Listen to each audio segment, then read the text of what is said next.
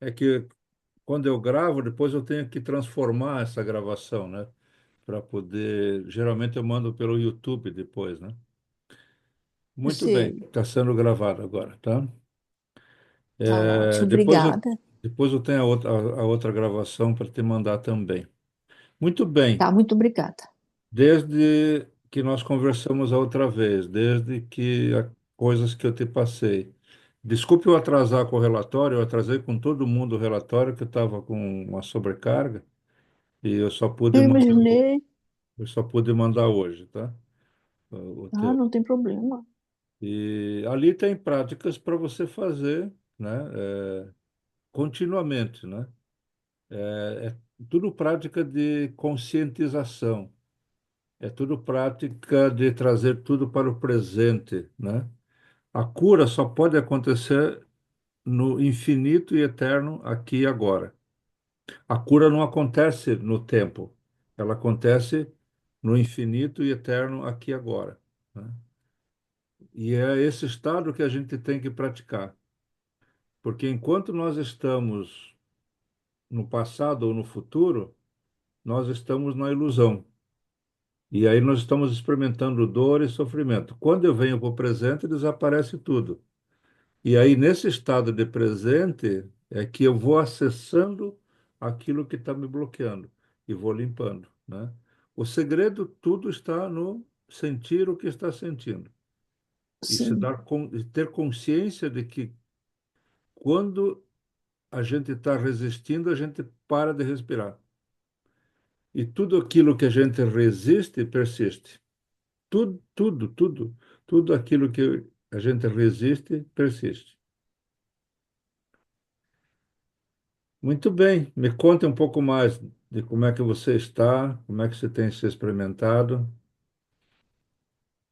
eu estou mais ou menos na mesma.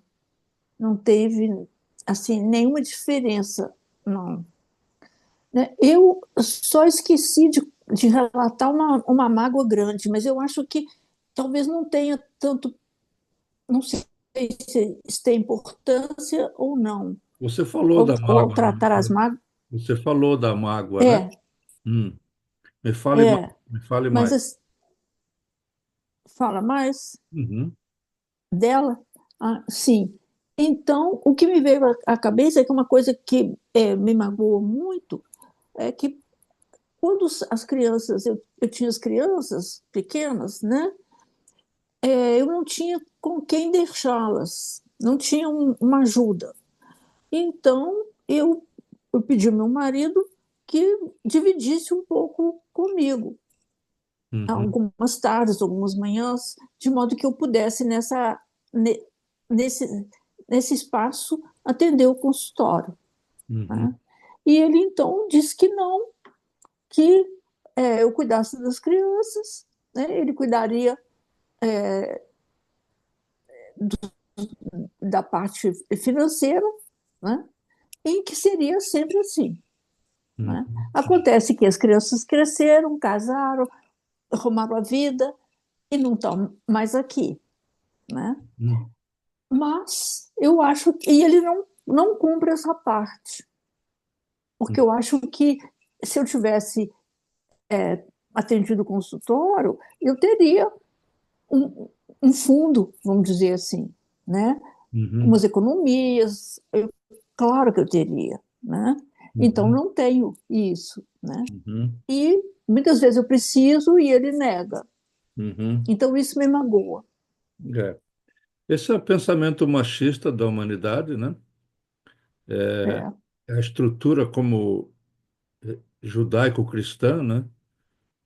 Em que o homem é o provedor, a mulher é quem cuida da casa, das crianças, né? Mas muitos dos homens não reconhecem essa parte, né? E o importante, sabe, agora vocês já estão numa idade, ambos estão numa idade avançada, né? O é, importante para você, como prática de vida, é o perdão, entende? É, porque se você fica, a mágoa, exatamente a mágoa é essa energia estagnada. Até a própria palavra, ela já tem um significado, má água. água, né? Significa o quê? Que o teu chakra sexual, que é o chakra da água, se bloqueou em função dessa emoção. O chakra sexual é o chakra da emoção, dos líquidos, do sistema endócrino, do sistema circulatório, do sistema linfático, né? Quando isso comprime, né? Você tranca o funcionamento de tudo. Quando eu fico preso no passado, né? Que é esse julgamento, aí vem julgamento, vem culpa, vem condenação e vem punição. São os quatro aspectos da culpa. E o interessante é que aí que eu quero te explicar sobre a culpa. A culpa, ela é uma faca de quatro gumes. Vou repetir. É uma faca de quatro gumes. Imagina uma faca que só tem lâmina. E ela tem quatro pontas, quatro lâminas, né? Então, aonde você pegar, você vai se cortar, né? Vai se machucar. É, Então, uma das lâminas é a culpa que eu coloco em mim. A outra lâmina é a culpa que eu coloco no outro. A outra lâmina é a culpa que o outro coloca em mim. E a outra lâmina é a culpa que o outro coloca em si em relação a mim. São quatro vertentes. É impossível você culpar alguém sem que essa pessoa sinta culpa. Então, tu pode ter certeza que a culpa que tu projeta no seu marido, ele sente culpa. Ele talvez não admita, ele né? Mas com certeza é algo que o machuca demais. Da mesma forma, a culpa que alguém te coloca, você sente culpa, não tem como não sentir. Mas pior, quando você culpa alguém, você sente culpa por culpar, entende? Então, Entendi. então a culpa, Vai crescendo. por isso que as escrituras falam, né, não julgueis. Quer dizer, a base é não julgueis. Não julga, não julga. O que que a gente faz nesses casos? A gente aprecia.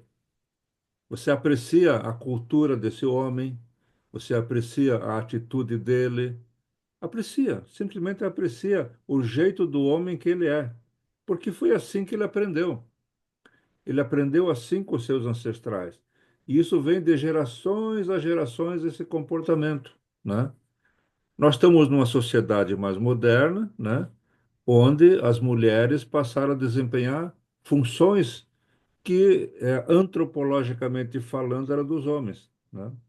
Muitos homens se sentem enciumados com isso. A razão pela qual ele desvaloriza você está relacionada a esse ciúme, né? Porque para ele, no mindset dele, na mentalidade dele, é como se você estivesse usurpando o papel dele, né? Então, isso está lá na mentalidade dele, no mindset dele, né? Então, ele também precisa passar por uma cura. Mas a base da cura dele está no seu perdão. Então, enquanto você continuar culpando, ele vai continuar agindo dessa forma. Quando você partir para o perdão, você vai ver que as coisas vão amaciando, as coisas vão se transformando. Porque essas quatro gumes, eles ficam realmente machucando demais. Então, Sei. o trabalho é o perdão, o verdadeiro perdão. Eu tenho dificuldade com o perdão. Sim, o perdão não é justificar o que a pessoa faz, não é aceitar o que a pessoa faz, isso não é o verdadeiro perdão. O verdadeiro perdão é reconhecer o divino no outro.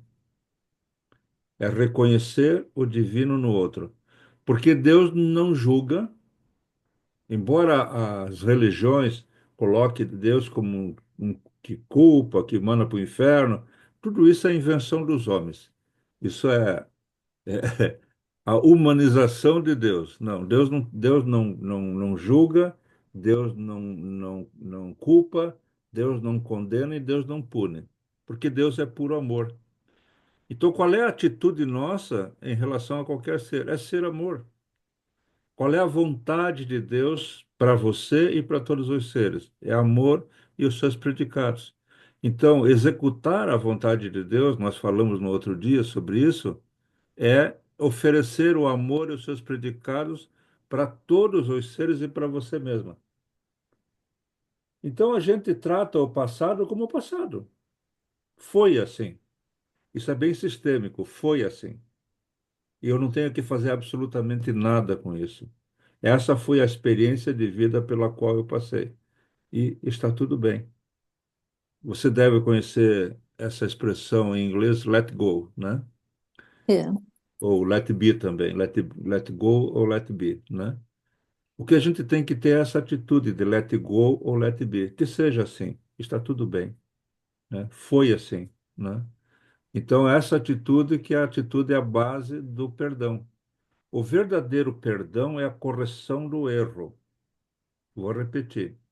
O verdadeiro perdão é a correção do erro. E qual é o erro?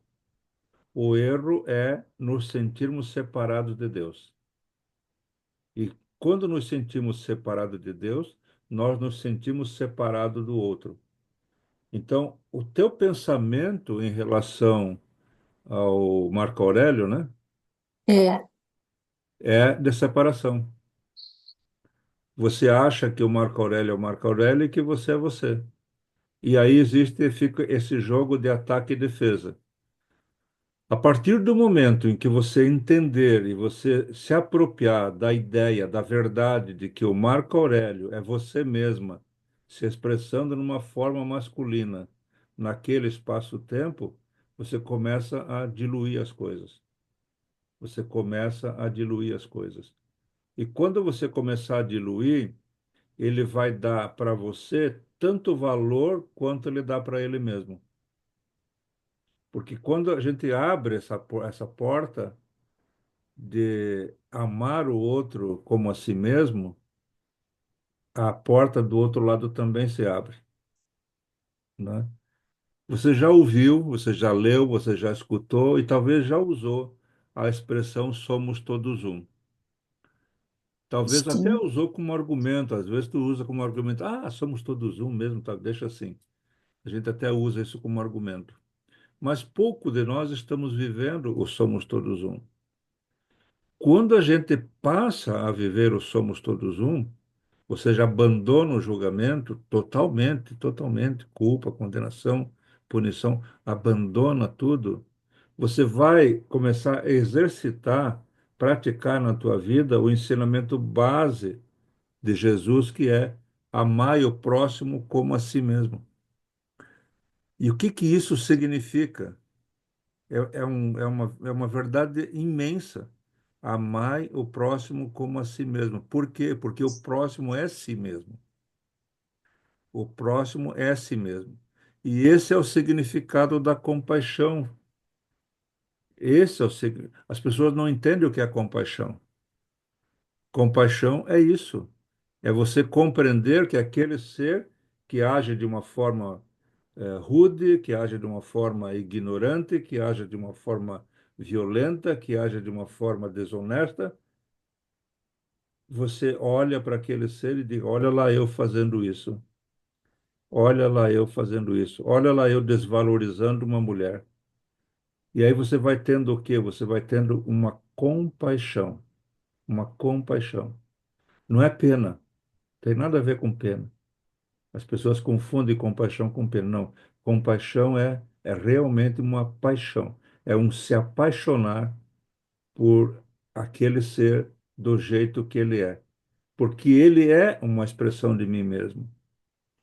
Uma base dos ensinamentos é o outro é uma projeção daquilo que eu não gosto em mim.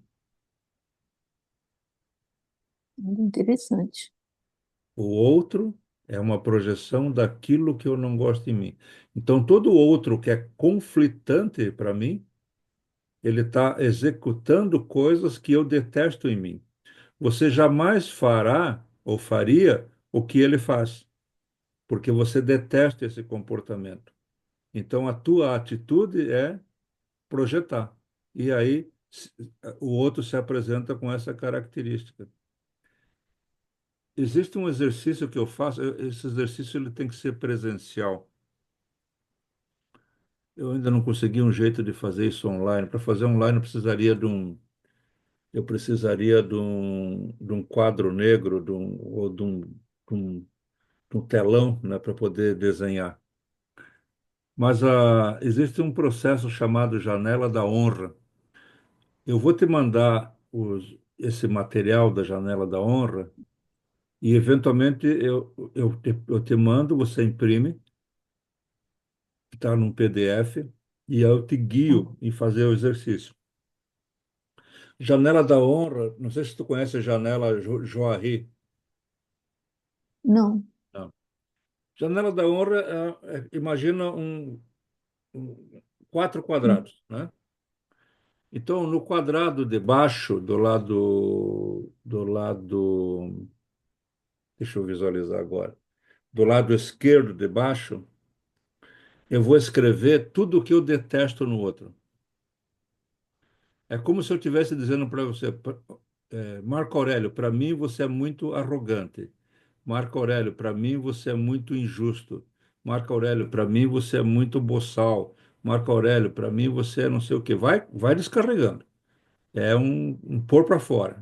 Você escreve tudo o que você detesta. Isso nesse quadrante do lado esquerdo de baixo. Agora você terminou, você vai esgotar isso, né? Agora você vai dizer assim, vai escrever no quadrante direito de cima. O que que tu vai escrever lá? Tu vai escrever aquilo que tu tenta ser para não ser aquilo que você julga ele. Então, digamos que você escreveu, Marco Aurélio, você é muito arrogante. E aí você vai falar assim, Marco Aurélio, você é muito arrogante. Eu não. Eu sou bondosa, né? Marco Aurélio, você é muito desonesto. Eu não, eu sou honesta. Marco Aurélio, você é muito ganancioso. Eu não, eu sou generosa. Percebe? Então você vai fazer entendi. um monte de outra coisa daquilo que você tenta ser, Escreveu. né? Para não ser aquilo que tu detesta em você. Daí você vai para o terceiro quadrante, que é o lado direito de baixo. No lado direito de baixo, você vai colocar aquilo que você não quer que o outro saiba. Então, são os comportamentos que nós fazemos que nós não queremos que o outro saiba. E aí lá tem a pergunta que você responde, né? E aí você vai ter toda uma coisa que você se julga, mas você não quer que o outro saiba. E que se o outro te julga daquela forma, você vira um lata. É muito desconfortável. Então são os teus segredos, as coisas que você não gosta em você, que você se julga, mas que você não quer que o outro saiba. E também não admite que o outro te aponte isso, né? E aí, no outro quadrante, no esquerdo de cima, é a última parte do exercício, é quando você vai fazer a seguinte pergunta, né? Marco Aurélio, você é muito arrogante. E aí você vê lá, eu sou muito bondosa, né? E aí você vai colocar nessa parte qual é o ganho que o Marco Aurélio tem em ser arrogante. Ou seja, embaixo de qualquer coisa desagradável que o outro faça, ele está tentando ser. Então a pergunta que você faz, você vai fazer uma pergunta mais ou menos assim: Marco Aurélio, você é muito arrogante, né? Quando você é arrogante, você está tentando ser? E você vai dizer, estou tentando ser forte. Marco Aurélio, você é muito, sei lá, desonesto. O, e a- o que que ele está tentando ser? Está tentando ser protetor. Então você vai ver as qualidades que estão por trás desse comportamento negativo que, na sua visão, ele tem. E aí você vai ter uma lista de qualidades que você nunca viu nele. Você nunca viu essas qualidades nele, porque você está presa em ver aquilo que tu não gosta em você. E aí você vai notar que essa lista que você criou dele é bem a lista do que você gostaria de ser. Olha que interessante. E aí o trabalho é reconhecer, né?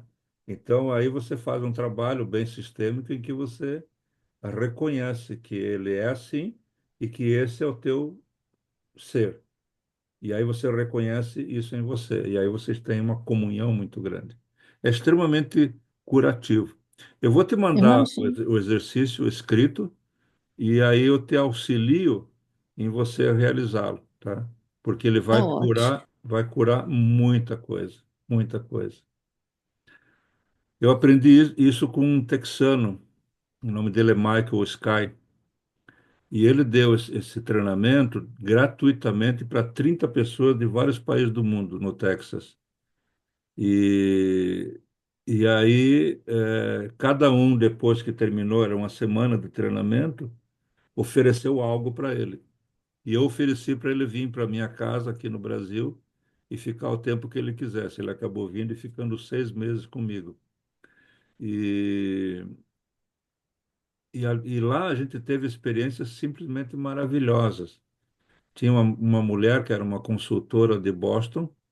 Ela fazia 30 anos que não conversava com a filha dela, que morava em São Francisco. E ela fez esse trabalho de cura com a filha. E aí, esse trabalho que a gente fez lá, a gente ligava de lá para a pessoa com quem você fez o trabalho. Eu fiz com a minha esposa, né, liguei para ela e falei o que tinha que falar. E essa mãe ligou para a filha lá em São Francisco e falou. E no último dia, no sábado à noite, era o dia do jantar de confraternização e de diploma. E aí tinha um palco lá onde eles abriram, né? Então foi sendo chamado cada participante para receber o seu certificado.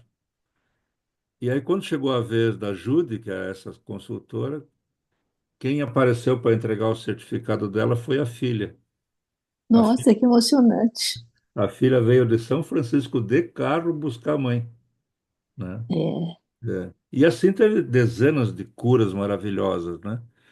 Então, esse trabalho ele é bem sistêmico, ele é bem sistêmico, porque nós precisamos reconhecer a unicidade, reconhecer o outro, nós no outro e o outro em nós, né?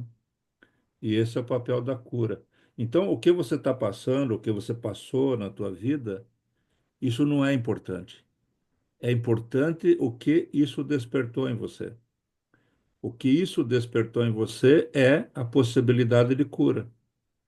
Então, toda pessoa, todo relacionamento difícil pelos quais nós passamos, e geralmente o cônjuge é um desses relacionamentos difíceis, ele é uma bênção. Ele é uma bênção porque ele é um processo de cura para ambos. Ambos vão crescer com esse processo. Mas enquanto houver o embate, enquanto houver o ataque e defesa, enquanto houver o julgamento, a culpa, a condenação, não há possibilidade de cura. Agora, com o perdão, a cura se estabelece, a cura acontece.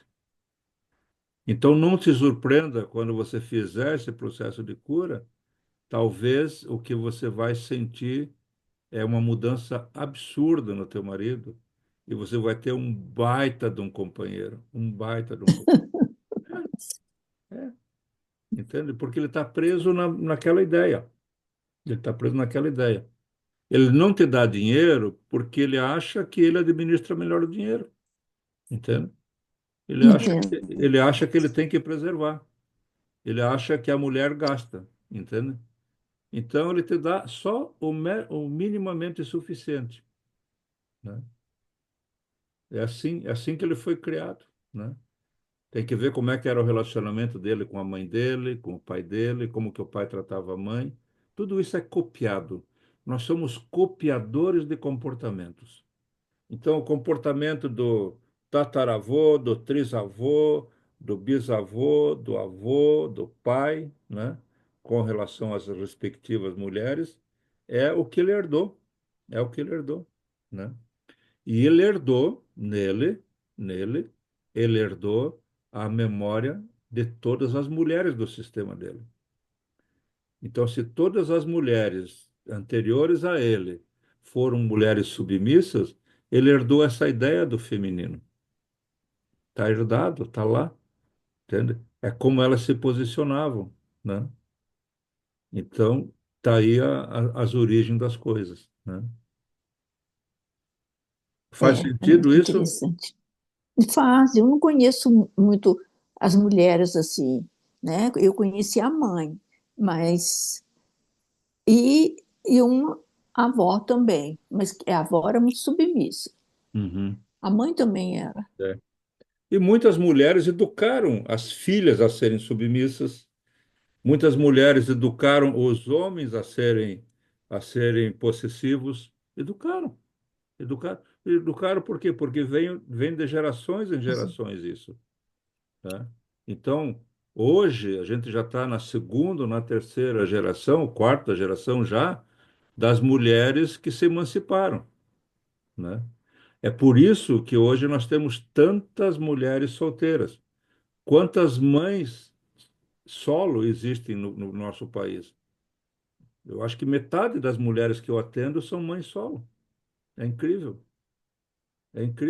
entende? É. Então é um processo, uma metamorfose, né?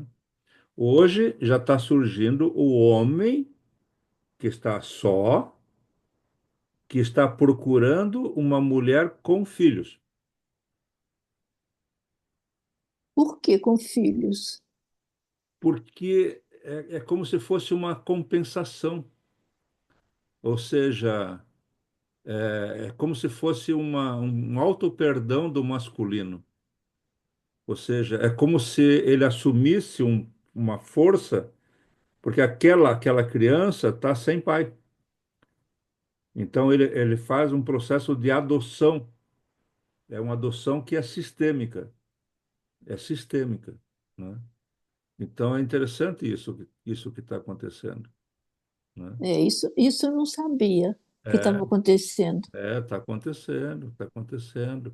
Tem mulheres que adotam crianças, mulheres independentes que adotam mais crianças. Eu conheço a minha terapeuta, minha mestra de constelação sistêmica de Curitiba, Olinda Guedes. A Olinda Guedes, ela deve ter agora 55, é por aí, um pouquinho mais de 50. E a Olinda Guedes é uma mulher extremamente ocupada, porque ela tem muitos alunos, ela dá muito curso. Pensa num ser que dá desde as 5 da manhã, está trabalhando até as 10 da noite. E aí ela tentou casar, até casou, tentou ter filhos, não conseguiu ter filhos legítimos. E aí ela se separou e aí ela entrou na fila de adoção. Entrou na fila de adoção. E aí ela estava dando um curso lá no Mato Grosso, e aí alguém mandou um e-mail para ela que tinha uma criança para adotar no Maranhão.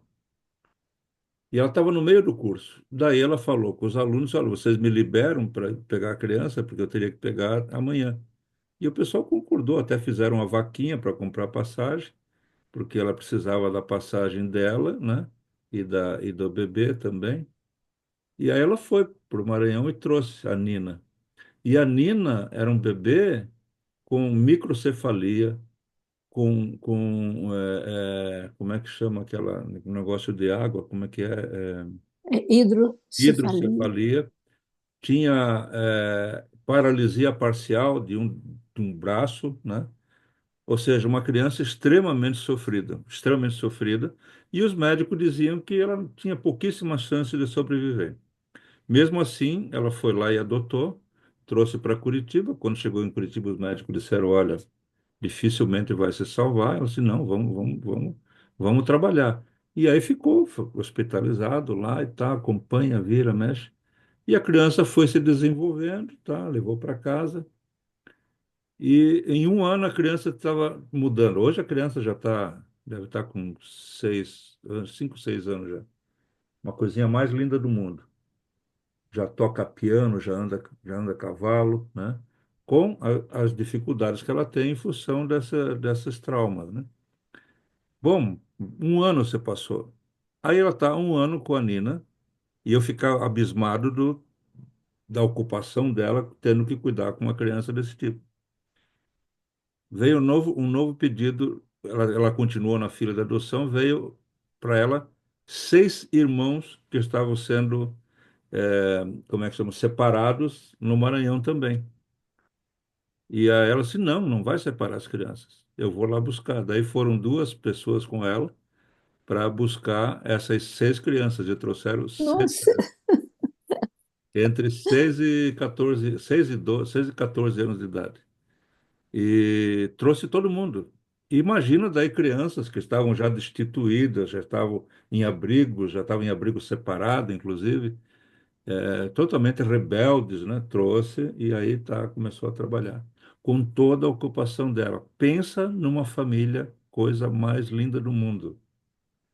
Foi educando, colocando nas melhores escolas, né? Então, olha que processo de vida maravilhoso dessa mulher, né? é mesmo. E hoje eu sei que tem homens apaixonados por ela. Olha, É, homens apaixonados por ela, querendo viver com ela, né? Ela mantém um pouco de restrição, a respeito disso, né? Mas daqui a pouco vai surgir, né? Mas sempre tem alguém lá que gosta dela que vai lá cuidar das crianças, vai jogar bola com as crianças, leva para passear, leva para a praia, leva para a piscina. Então sempre tem homens envolvidos com o cuidado das crianças, as né? crianças. É. Olha que Eu te contei essa interessante. história porque existem mudanças que estão acontecendo, né, na É, humanidade. E tudo isso são processos de cura muito profunda, né? São curas maravilhosas. Daqui a pouco vai cair o meu Zoom, aí sim, só tu entra de novo, tá? tá bom. Ele já me avisou aqui. Do que você leu que eu te mandei, ficou alguma dúvida? Não tinha ficado aquela, mas o resto não. O Pelo ideal, menos o assim, ideal, o ideal seria o seguinte: você pode transformar uma das sessões tua, uma sessão de respiração, ou até contratar uma sessão de respiração à parte, né? sim, Seria bom você fazer algumas sessões, porque elas serão muito, muito poderosas para você. Elas são sim. extremamente transformadoras, né? Quando eu falei transformar uma, é que uma sessão não é suficiente, né? Tem que fazer uma série de sessões, né? Você vai se aprofundando a cada sessão. E são baratas as sessões, né, os pacotes que a gente tem, e aí de repente você começa a fazer sessões, porque vai ser algo muito curativo para você. Ai, que ótimo. É. Mas assim, eu poderia terminar a mentoria e fazer depois as sessões? Claro, claro, não faz diferença, não, sem Sim, problema nenhum, tá? Tá bom? tá ótimo. O relacionamentos, relacionamentos sempre são uma bênção. Sempre são uma oportunidade de desenvolvimento, de cura muito grande. Mas o exercício da compaixão, o exercício do perdão, ele é base para tudo, né? Eu estava até falando, não terminei de falar. O que é o verdadeiro perdão, que é ensinado por um curso em milagres? O verdadeiro perdão é a correção do erro. E o que é a correção do erro? A correção do erro é corrigir a separação, a ideia, a crença na separação. Nós nos acreditamos separados de Deus e nós nos acreditamos separados das outras pessoas. nós acreditamos que somos um corpo, né? A gente acredita que eu vou até aqui, a pele, até a pele. Depois da pele, tem um vazio. E depois desse vazio, eu encontro uma outra pele, um outro corpo. Então, essa ideia está arraigada em nós. Tanto é que a gente fala, frase do seguinte: ah, quando eu morrer. Não, que ideia tola é essa? Você nunca vai morrer. O que vai acontecer é que esse corpo que você está usando, ele vai estragar. Ele tem prazo de validade, ele adoece, ele se acidenta e ele vai morrer. Mas não que ele vai morrer, é que ele se torna inútil. Eu não consigo mais usar o meu corpo para me expressar nesse plano físico aqui desse planeta. Então daí chega um momento chamado de morte, que quando eu descarto o corpo. Eu descarto o corpo como se fosse uma vestimenta, como se fosse um traje.